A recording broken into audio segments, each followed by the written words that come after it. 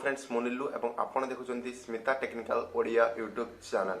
तो आज भिडियो रे आमे प्लाज्मा थ्योरी विषय रे कथा बा। आपण माने सबु प्लाज्मा थ्योरी विषय रे किछ ना किछ सुनिथिबे एवं प्लाज्मा थ्योरी विषय रे अधिक जानिया पय चेष्टा करथिबे। आज भिडियो रे आमे से पर्टिकुलर प्लाज्मा थ्योरी किपरि काम करे, प्लाज्मा थ्योरी केबे बाहला एवं प्लाज्मा थ्योरी इंडिया रे किपरि चालीछि से विषय रे कथा बा। वीडियो आरंभ करिया पूर्व आपन गोटे छोट रिक्वेस्ट, आपण चैनल को सब्सक्राइब कर दियंतु, नहले हमको बहुत कष्ट दिए। तो आपण वीडियो देखछन तो प्लीज चैनल को सब्सक्राइब कर दियंतु।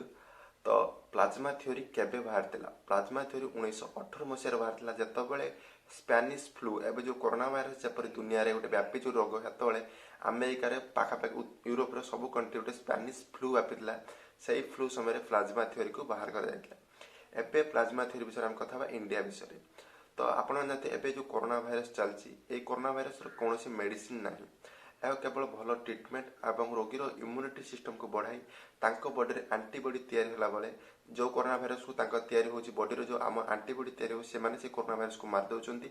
जा फल रे जा बॉडी भल भाबरे एंटीबॉडी को तैयारी करी कोरोना वायरस को मार दउची से माने बंची जाउचंती आ भल हो जाउचंती। आ जा बॉडी एंटीबॉडी को तैयारी करि पारुनी किबा ता बॉडी रे थिबा एंटीबॉडी कोरोना वायरस को मारि पारनांती ट्रीटमेंट माध्यम रे से माने भल होई पारुनांती। एवं प्लाज्मा थ्योरी किपर काम करे, आपण मध्यरा जो कोरोना हिची एवं मो देहर थिबा एंटीबॉडी कोरोना वायरस मारदेला एवं मु कोरोना वायरस रु भल होई गेली। गोटे रोगी कोरोना वायरस भल होई सला परे 14 दिन परे ता देहरु प्लाज्मा निया जिवो। किपरि प्लाज्मा निया जिवो? जदि ता देहर कोनोसी भी रोग नाही, जेपर कि डायबिटीज नाही, अलगा कोनोसी भी मतलब डिजीज ता देहर नाही, ता ब्लड भल अछि, केवल ता कोरोना होइतला एवं से कोरोना को हराई दैछि बा कोरोना रु भल होई जाइछि, ता देहरु 200 ग्राम ब्लड को निया जिवो। 200 ग्राम को ब्लड को ता बॉडी रू कढा साला परे जो रोगी कोरोना रु भल होई जाइछि ता बॉडी रे थिबा एंटीबॉडी कोरोना को भल मार देचंती एवं ता रक्त को नै 2 घंटा प्रोसेस करी सेति रक्त रु प्लाज्मा को अलगा करी दिया जिवो। रक्त को प्लाज्मा अलगा कर दिया साला परे ता रक्त को पुणी थरे से रोगी दिहरे मतलब जे भल होई जाइछि भल व्यक्ति दिहरे पुणी ता रक्त को दे देबे एवं ता देहर केवल प्लाज्मा नेबे, रक्त पूरा नेबे, रक्त रु खाली प्लाज्मा नेबे। सेही रक्त रु नैथा प्लाज्मा को गोटे व्यक्ति थारो नैथा प्लाज्मा रे 4 जण रोगी भल होई पारिबे।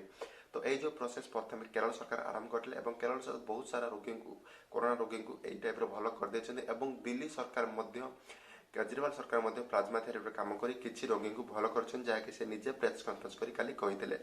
एवं भारत सरकार मध्य कोरोना वायरस पाई ट्रीटमेंट को प्लाज्मा थेरेपी को सर्टिफिकेट देई देछि। आम ओडिसा रे एपंत हुए तो मु जानिनी, किंतु प्लाज्मा थ्योरी मो जानिबारे आरंभ होइनी का लागू करा जाय नाही। देखा जो आम ओडिसा रे प्लाज्मा थ्योरी केबे लागू करा जिवो। तो ए प्लाज्मा थ्योरी जदि प्लाज्मा थ्योरी जरिया रे किछि रोगी भल होई जाउछंती एवं आपण जण कोरोना रोगी अछंती एवं आपण भल होई जायछंती, तो आपण निजर रक्त देई प्लाज्मा देई दुनिया को बंचांतु बा सब रोगी को आपण चेष्टा करंतु भल होआ पई। तो आशा करूँ वीडियो आपको पसंद आए तो जहाँ विषय आप प्लाज्मा थ्योरी विषय किसी जानीपारे तो वीडियो को लाइक करूँ और शेयर करूँ और बहु मात्रा में आपड़ सांग शेयर करूँ जहाँ से प्लाज्मा थ्योरी विषय जानीपारे और रोचे गोटे फ्रेश वीडियो।